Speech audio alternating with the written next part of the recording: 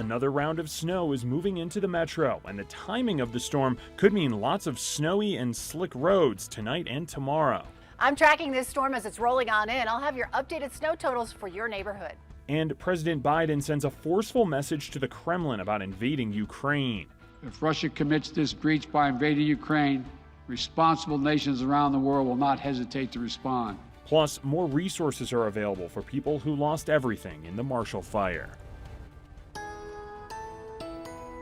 The snow is starting in parts of Colorado. On the left there, you can see snow falling near Vail and a pretty icy camera there. It will get to the metro in just a couple of hours. On the right, you can see clouds over downtown Denver and a foggy Lookout Mountain.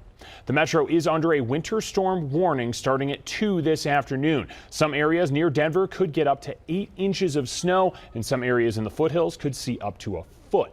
We want to start right out with meteorologist Stacey Donaldson, who's timing this next round of snow. Stacey, is it going to be just in time for that evening commute? It really will. As we get into the afternoon hours, we're really going to start to see this snow picking on up in its intensity. Right now, it's just off to our west into the higher elevations. But as we get into the afternoon, we have that winter storm warning in effect here for the Denver metro area and winter weather advisories off to our west. So at this point, you see that line of snow here stretching all the way from just west of Fort Collins back toward Grand Junction. We have some light snow on the west side up into the foothills. Winter storm warning starts at 2 o'clock this afternoon until tomorrow morning here from Fort Collins all the way to Denver. Winter weather advisory, everything in purple shaded there for about 3 to 8 inches of snowfall. So at this point, we're expecting about 4 to 8 inches here for the Denver metro, higher amounts into the foothills, but it looks like the roads will be very slippery. Now, if you're going along I-70 here, as you go into the afternoon and evening, be prepared to run into snowfall as well. Also, it's pretty chilly out there. 16-degree wind chill right now here at DIA. 23 is what it feels like in Broomfield, and it feels cold up into northeastern Colorado as well. So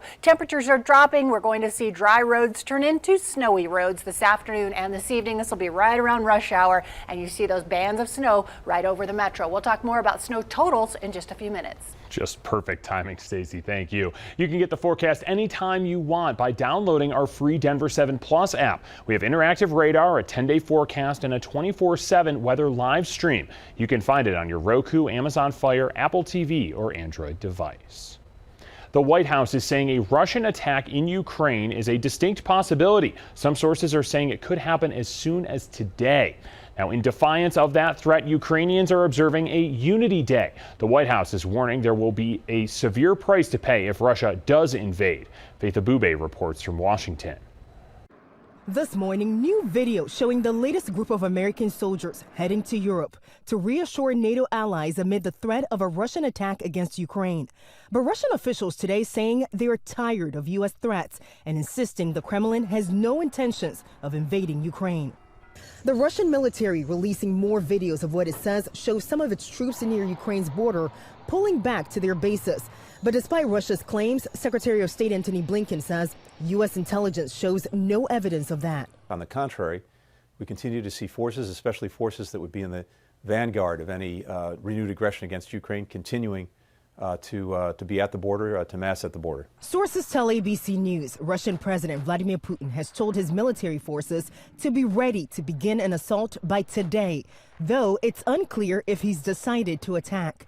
The U.S. believes an invasion would likely begin with electronic warfare and aerial bombardment of Ukraine's critical infrastructure, and then a bloody and brutal attack on the capital that Russia would hope to end within 24 to 72 hours. President Biden still holding the door open for diplomacy, appealing directly to the Russian people. To the citizens of Russia, you are not our enemy, and I do not believe you want a bloody, destructive war against Ukraine, a country and a people with whom you share such deep ties. Analysts point out that an invasion of Ukraine would lead to high casualties for Russia, too. The task in front of the Russians, if they decide to invade, is going to be terribly bloody and terribly costly. In Washington, Faith Abube, ABC News. The Biden administration wants an additional $30 billion for pandemic relief efforts. That money will go towards vaccines, treatments, testing, and other pandemic preparedness measures. Congress would have to approve that funding. The Biden administration says it's used most of the pandemic money authorized by Congress through last year's American Rescue Plan. Doctors are concerned about the pace of Americans getting a COVID-19 booster shot. Less than 30% of fully vaccinated Americans have received a booster, but the pace of people getting those extra doses is the lowest it's been in months. The CDC expanded its recommendations for boosters to include all adults back in November. It's been nearly 7 weeks since the Marshall Fire tore through Boulder County. The recovery process is still in its very early stages, and hundreds of homeowners are pondering whether or not to rebuild. The Leeds City Council voted to approve emergency zoning regulations last night. The codes are for things like home size, materials, and design. Approving the codes will let developers start the planning process to rebuild. Some people are worried other codes could slow down that rebuilding process, including new green energy regulations. But the codes were built for a handful of homes to be built, not for a catastrophic event. So I just really don't understand why it feels like it's becoming more of an uphill battle for the community. The City Council will discuss the energy regulations in the next few weeks. Well, people who need to rebuild will hear from others who went through the same thing. There's an open forum tonight with people who lost their homes in California wildfires. They will talk about the long-term recovery process and how their community was able to rebuild. It starts at 6 at the Superior Community Center. You do need to register, which you can do at afterthefireusa.org. Well, people who need to rebuild now have more access to more resources. Denver 7's Veronica Acosta explains how they can use the new online donation platform. It's called DART, a resource getting direct assistance over to people who are still feeling the impacts of the Marshall Fire. And here's how it works and really what it looks like. Members of the public, they can use the portal to go ahead and offer donations, goods, and services. Donors do have to fill out this registration form that you're seeing on your screen right now. Input descriptions of goods and quantities of donations. After that, vetted organizations who have access to the portal, they can go ahead and claim those donations. Now, right now, only offers of donated goods and services are on the DART platform. In a few weeks, though, we'll start seeing organizations on there that have the ability to claim donations on behalf of residents. And of course, there's more help being offered right now as well, this time to those who were displaced because their home or even their business was impacted by smoke or ash damage. Those who qualify, they could get $2,500 for a household of 1 to 2 people or $5,000 for a household of 3 or more people. Documentation of displacement because of that smoke or ash damage that is required. If you're interested in applying for this, you can do so through the Boulder County website.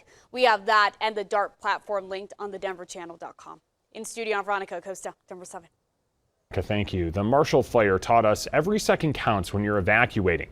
Gilpin County is starting a pilot program to test wildfire sensors today. The N5's wildfire detection system detects heat and other air quality changes. As we saw with the Marshall Fire, how quickly that fire spread in dry climate and drought areas of the county, we would have the same issues and concerns that we would need to be able to respond efficiently and quickly to take that care of that fire. Now, while conducting a test of this system, a burn pile actually reignited. The sensors alerted county officials nearly 40 minutes before the first 911 call came in. Gilpin County plans to start with 16 to 20 sensors and hopefully get funding to buy up to 200. CU Boulder researchers say more hot and dry nights mean nighttime wildfires are becoming more intense. They found there have been 11 more flammable nights, is what they're called, across the western U.S., which is an increase of 45% over the past 40 years. They say nighttime warnings are expected to increase with climate change, which could lead to larger wildfires. State lawmakers will take up several wildfire bills tomorrow. One creates a grant program to help landowners in counties with wildfire mitigation work. It would also have money for wildfire recovery. Another bill would offer incentives for local governments to do mitigation work and forest management. Well, researchers say wildfire season is getting longer. Now the federal government is getting involved. It set aside $3 billion last month for wildfire efforts. Some of that money will go to a national wildfire database. The database first started in New Mexico, but now it will have wildfire information from all 50 states. The federal government is putting a lot of emphasis on really taking care of our forests, managing our forests more ecologically, and doing the treatments that are necessary to really restore healthy ecological conditions. Officials hope the database will help with forest monitoring and restoration. They also hope it will give insight on what to do before, during, and after a wildfire. Well, coming up, inflation is taking more money out of Americans' bank accounts. Plus, skiing is a beloved pastime in Colorado. Still ahead, we'll meet a group on a mission to make the sport more inclusive.